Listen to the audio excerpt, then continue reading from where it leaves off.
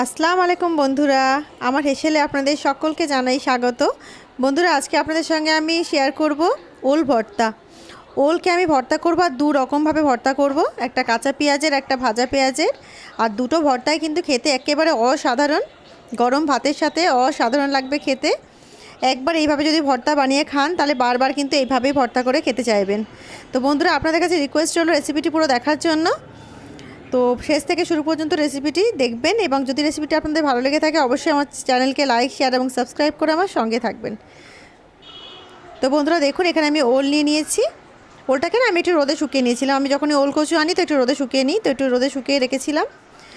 তো এটাকে না কেটে বেছে নেবো এবারে ভালো করে। ওলটাকে সুন্দর করে কেটে নেব।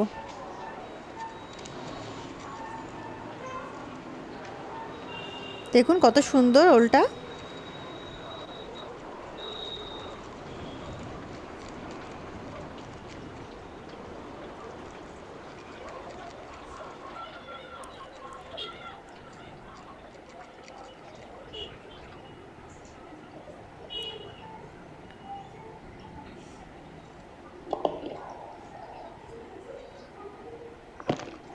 ওল ছিলে নিয়েছি সুন্দর করে, ওলটাকে ভালো করে সব দিক দিয়ে ছিলে নিয়েছি। এটাকে বড় বড় পিস করে কেটে নেব। তো বন্ধুরা, এটাকে আমি যেহেতু কুকারে সেদ্ধ করব সেই জন্য কিন্তু আমি বড় বড় পিস করছি। আপনারা যদি এমনি সেদ্ধ করেন তাহলে একটু ছোটো পিস করলে তাড়াতাড়ি সেদ্ধ হবে, নাহলে ওল সেদ্ধ করতে কিন্তু একটু টাইম লাগে। আর কুকারে সেদ্ধ করাটা সবচেয়ে বেশি ভালো হবে, সেই কারণে আমি বড় বড় পিস করে রেখেছি। একটু ধুয়ে নেবো ওলগুলো, আর ধুয়ে আর কুকারে নিয়ে নেব।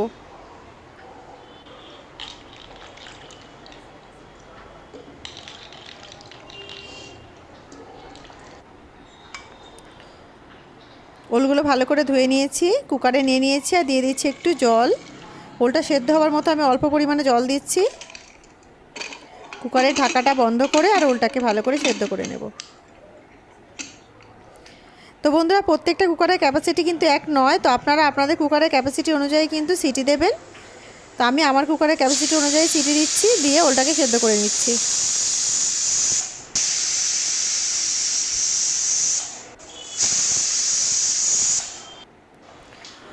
ওল সেদ্ধ হয়ে গেছে বন্ধুরা। আর এখানে আমি ওলটাকে যেহেতু দুরকমভাবে ভর্তা করব সেই জন্য আমি এখানে দুরকমভাবে পেঁয়াজ টিয়াজ কেটে রেডি রেখেছি। ঘরে একটা গন্ধরাজ লেবু ছিল, তো তার থেকে আমি একটুখানি কেটে নিয়েছি ওল ভর্তা দেবো বলে। এটা কিন্তু ভীষণ টেস্টি হয়। এখানে আমি ধনেপাতা কুচিয়ে নিয়েছি, গন্ধরাজ লেবু নিয়েছি এক পিস, একটু পেঁয়াজ কুচি নিয়েছি, আর দুটো কাঁচা লঙ্কা নিয়েছি। আর একদিকে নিয়েছি কিছু রসুন ছাড়িয়ে, আর দুটো শুকনো লঙ্কা, আর একটু পেঁয়াজ কুচি নিয়েছি। তো এইগুলো দিয়েই ওল ভর্তা করবো দুরকমভাবে, দেখতে থাকুন। ভীষণ টেস্টি কিন্তু হবে ওল ভর্তা, দুটোই দারুণ টেস্টি হবে। তো এখানে ওলটা কিন্তু সেদ্ধ হয়ে গেছে বন্ধুরা। এখন অনেক গরম আছে, কুকার থেকে সবেমাত্র বের করেছি। তো যতক্ষণ ওলটা ঠান্ডা হচ্ছে, কিছুক্ষণ তো একটু হালকা ঠান্ডা করে নেব, না হলে মাখতে পারবো না। ততক্ষণ আমি পেঁয়াজ রসুন আর লঙ্কাটাকে ভেজে নেব ওল ভর্তা করার জন্য। তো আমি এখানে ফ্রাই প্যান চাপিয়ে দিয়েছি গ্যাস অন করে, আর এখানে অল্প একটু তেল নিয়ে নিয়েছি। একটু রসুনগুলো ভেজে নিচ্ছি। আমি কিন্তু এখানে সাদা তেল ইউজ করছি, আপনারা এখানে কাচ্চিখানি তেল ইউজ করবেন, তাহলে কিন্তু আরও বেশি টেস্টি হবে। আমার কাচ্চিখানি তেল শেষ হয়ে গেছে, সেই জন্য আমি এখানে মাস্টার্ড অয়েল না ইউজ করে সাদা তেল, সয়াবিন অয়েল ইউজ করছি। আগে রসুনগুলো দিয়ে দিলাম, কেন রসুনগুলো ভালো করে একটু ভেজে নিতে হবে। শুকনো লঙ্কা দুটো দিয়ে দিচ্ছি। রসুনটা একটু ভাজা ভাজা হলে আমি পেঁয়াজ দেবো। দেখুন শুকনো লঙ্কা দুটো ভাজা হয়ে গেছে, রসুনটাও কিন্তু ভাজা ভাজা হয়ে গেছে। এবারে পেঁয়াজটা দিচ্ছি। আগে পেঁয়াজটা দিলে না পেঁয়াজটা অনেক বেশি ভাজা হয়ে যাবে, পুড়ে যাবে, তখন কিন্তু ভর্তাটার স্বাদটা একেবারেই নষ্ট হয়ে যাবে। তো পেঁয়াজটা আগে দেবেন না, আগে রসুনটা একটু ভাজা করে তারপরে পেঁয়াজটা দেবেন। লঙ্কা দুটো ভাজা হয়ে গেছে বন্ধুরা, আমি না লঙ্কা দুটোকে তুলে রাখি। লঙ্কা দুটো তুলে নিয়েছি। এবার আমি রসুন পেঁয়াজটাকে না ভালো করে ভেজে নেবো। আর গ্যাসের ফ্লেমটা কিন্তু আমি এই সময় একেবারে লো করে দিয়েছি, বিকজ ফ্রাই প্যানটা এখন অনেক গরম আছে। আর হাই করে ভাজলে না পেঁয়াজগুলো কিন্তু পুড়ে যাবে, আর পেঁয়াজ কিন্তু পোড়ালে হবে না, সুন্দরভাবে ভাজা করতে হবে, পোড়ালে হবে না। সেই কারণে কিন্তু আমি গ্যাসের ফ্লেমটাকে একেবারে কম করে দিয়েছি এখন। দেখুন পেঁয়াজটা ভাজা ভাজা হয়ে গেছে, রসুনগুলো বেশ সুন্দর করে ভাজা হয়ে গেছে। তো ব্যাস গ্যাসের ফ্লেমটাকে অফ করে দেবো।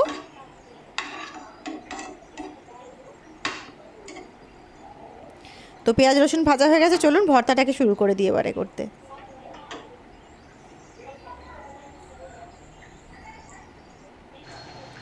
দুভাগে ভাগ করে নিলাম ওলগুলো। একটা কাঁচা ভর্তা করব কাঁচা পেঁয়াজ দিয়ে, আর একটা আমি ভাজা পেঁয়াজ দিয়ে ভর্তা করব।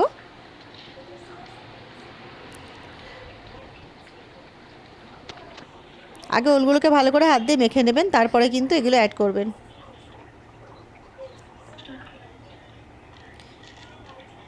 লঙ্কা দুটোকে হাত দিয়ে ভালো করে কষলে নেবেন, তাহলে কিন্তু মাখাটা খুব ভালো টেস্টি হবে।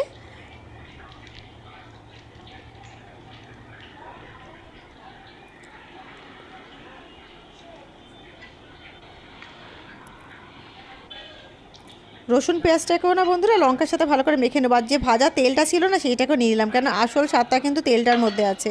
রসুন পেঁয়াজ আর শুকনো লঙ্কার যে ফ্লেভারটা সেটা কিন্তু তেলের মধ্যে আছে। তো ভাজার তেলটাকেও কিন্তু পুরোপুরি নিয়ে নেবেন, তাহলে কিন্তু দারুণ ফ্লেভারটা আসবে। ভালো করে চটকে না লঙ্কা পেঁয়াজ আর রসুনগুলোকে ভালো করে চটকে মেখে নেবেন প্রথমে, তারপরে ওলগুলোকে মিক্স করবেন।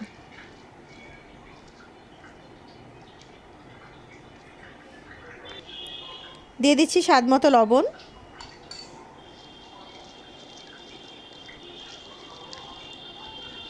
লবণ দিয়ে সুন্দর করে ওলটাকে মাখিয়ে নিতে হবে।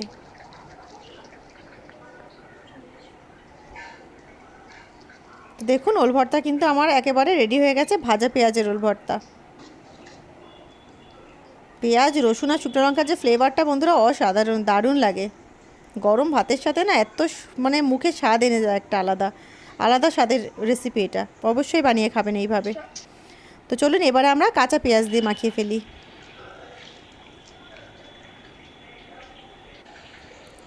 স্বাদ মতো লবণ দিয়ে দিলাম। এইবারে দিয়ে দিচ্ছি ধনেপাতা কুচি, পেঁয়াজ কুচি, কাঁচা লঙ্কা কুচি, আর ওপর থেকে দিয়ে দিচ্ছি 1 চামচ সর্ষের তেল কাচ্চিঘানি। এইবারে সুন্দর করে এটাকে মাখিয়ে নেবেন।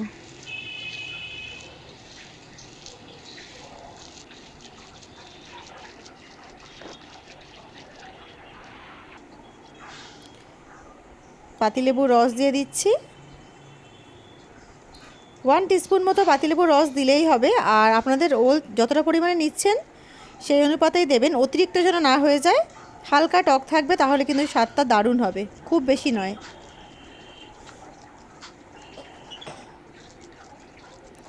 সুন্দর করে মেখে নেবেন। তো আমার ওল মাখা রেডি হয়ে গেছে। কাঁচা পেঁয়াজের ওল মাখা আমার রেডি হয়ে গেছে।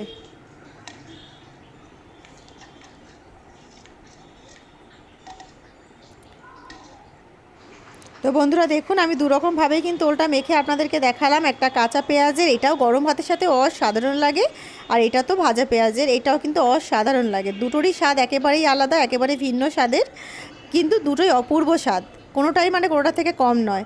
তো বন্ধুরা আপনাদের কোনটা বেশি পছন্দ হলো আমাকে অবশ্যই কমেন্ট করে জানাবেন। আপনারা অনেকেই ভিডিওস দেখেন কিন্তু কমেন্ট করেন না, প্লিজ কমেন্ট করে আমাকে জানাবেন।